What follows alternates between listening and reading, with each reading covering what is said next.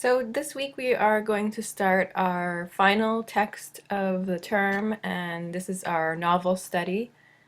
The novel that I've chosen for us to look at is Timothy Finley's novel, The Wars.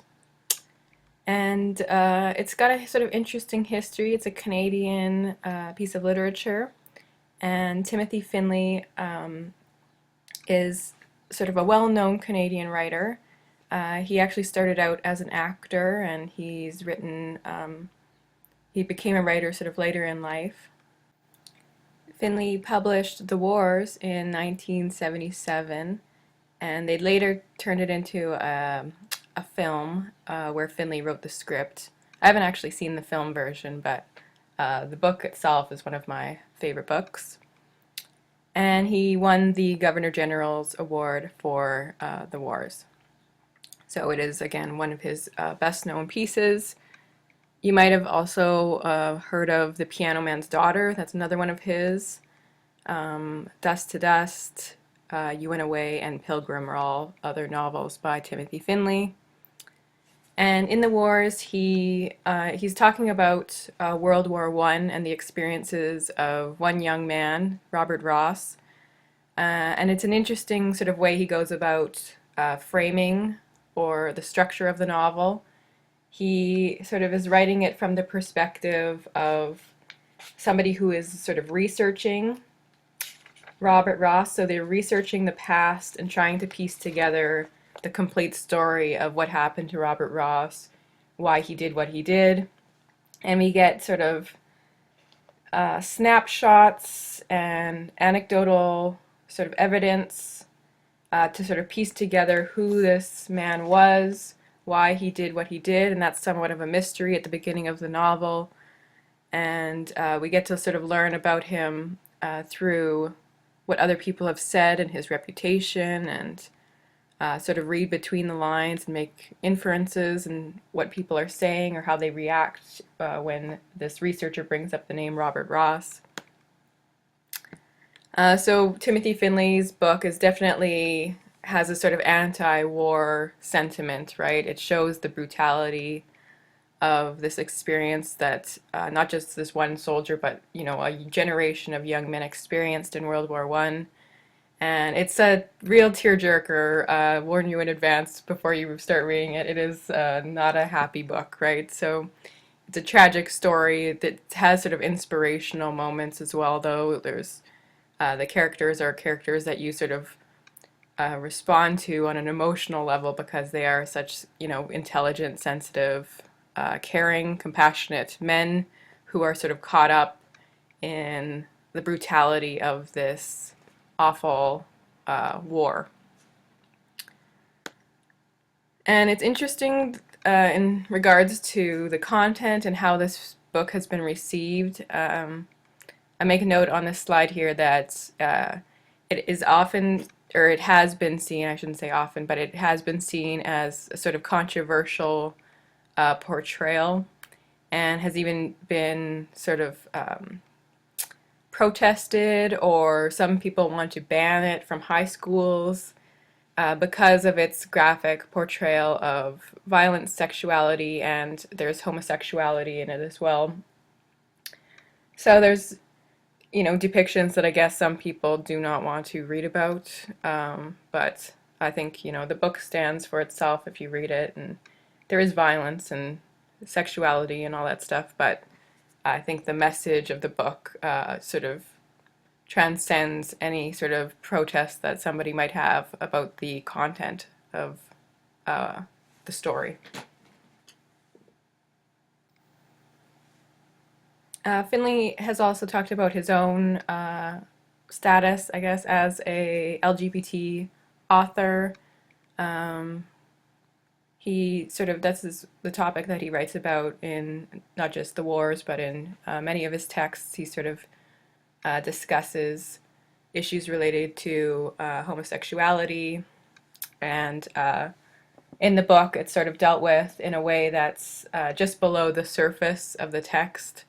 It's sort of an underlying presence in the main character, Robert Ross, and there are sort of scenes of explicit sexuality, but I think it is more of an undercurrent of the text than a main point, I guess. We'll talk about it a little bit, but our concentration will be on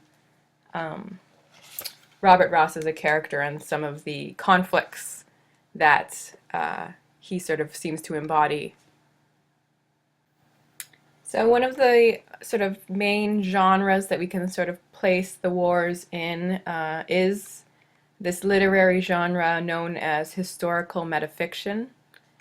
And it's kind of a literary term that's used to describe contemporary postmodern novels, so novels written sort of after 1970, that incorporate both historical fact and historical events, yet at the same time they're blending fiction in there with it. So it's still a fictional novel, but there are historical events that really happened that shaped the background of the narrative.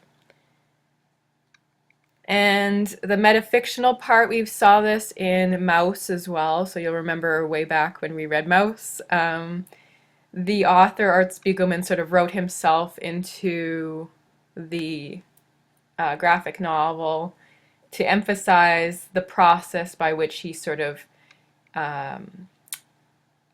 learned about all the facts and the stories and then pieced them together and then layered it with this allegory. So he sort of did not hide the fact that he was constructing Vladek's narrative as a graphic novel and taking his testimony and shaping it. So in this novel we get a kind of anonymous narrator, so it's never introduced who the narrator is. It's a nameless person, and they are the one researching Robert Ross. So our framing narrative would be this person in the contemporary setting, so in the 1970s, say, they're trying to sort of discover who Robert Ross really is, and they're compiling a bunch of sort of different source materials, going through archived photographs or looking through newspaper articles, talking to people who are still alive, so survivors who have lived through World War I and are still with us, and trying to piece together and reconstruct Robert Ross's life from a contemporary position. So they're in the present, and then they're trying to find out who Robert Ross was. So this man who lived and experienced World War I, and he has so much of a sort of an infamous reputation. So this narrator looks at various photographs, and they'll describe sort of snapshots, pictures of Robert Ross that they find in the archive, and the narrator will also talk to and interview various people who met Robert Ross. So there are sort of transcribed interviews with the nurse who cared for Robert Ross during his last days. Her name was Marion Turner. So there'll be a transcribed interview with Marion Turner included in the novel. And there'll be diary entries and a just transcribed interview by Juliette D'Orsay, who was the young girl who met Robert Ross during her childhood. And now she's an old lady, and then she's talking about her memories of Robert. And there's also, the narrator talks about seeing maps and letters written from Robert to his parents, clippings from papers. So there's a whole bunch of different sort of sourced material that the narrator sort of mentions, and it's kind of, again, very metafictional in that way, in the sense that it's sort of showing us how the past is sort of pieced together, and it's never just one true or absolute story, right? There are sort of multiple points of view, and the past is never sort of total or absolute or complete or just one truth, right? It's always a piece together with little fragments of memories. So while we know a lot about World War I through textbooks, and again, numerous documents. The actual individual soldiers' lives are often sort of brushed under the carpet, kind of. They're sort of not as emphasized. They're just one of many men who died, right? They become kind of a number, just one of the nameless soldiers who sacrificed their lives for their country. So we know everything about World War I through the official history, but here we're having Timothy Findley talking about one individual soldier's life and his struggle to survive and live through this tumultuous time. So the novel itself is also discussing the way that war and history textbooks tend to ignore or erase the individual. So the soldier becomes, again, just a kind of expendable object or tool of the military system, right? The names of the soldiers aren't as important as the fact that the right side won that war, right? So that's what goes down in the history books. It's so this country won, or whatever, right? So we don't usually read about individual soldiers who fought in the war. But the narrator of the wars is clearly wanting to find more about this individual person and the sort of personal or intimate history, the reality of what it was actually like to be a soldier. So they want to know more, and they want to dig up the truth, or try to sort of uncover what is not being said.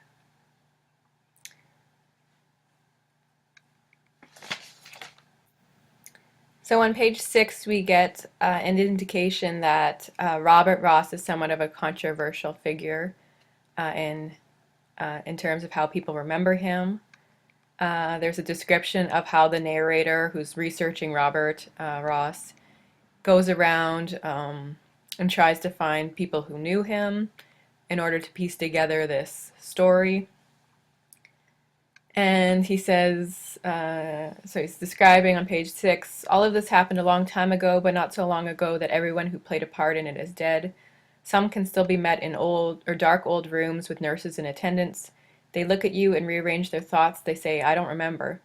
The occupants have memory, have to be protected from strangers. Ask what happened, they say, I don't know. Mention Robert Ross, they turn away. He's dead, they tell you. This is not news. Tell me about the horses, you ask. Sometimes they weep at this. Other times they say, that bastard. So we have different reactions to when the narrator mentions Robert Ross's name. These old veterans, or veterans who knew Robert Ross, they have sort of mixed feelings. They say, I don't know, I don't remember. They don't want to remember. They look away. They say he's dead. They start weeping because we know something tragic happened, and there's something involving horses that happened. So we get these little clues, foreshadowing of what's to come.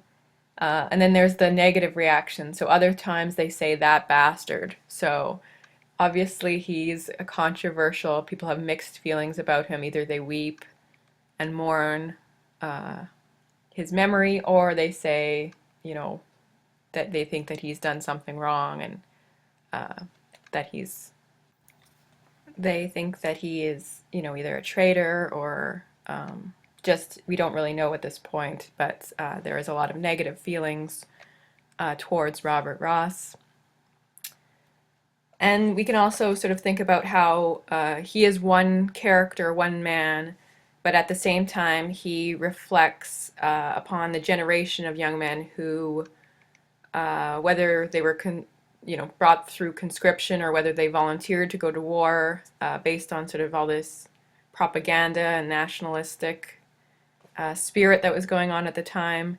They enlisted, and they really sacrificed their lives and became sort of victims of the military or political system that promised them sort of glory and courage and bravery and all these things, but then really just stole their youth, stole their innocence, and they lost their lives, and the lives of an entire generation of young men were killed, murdered in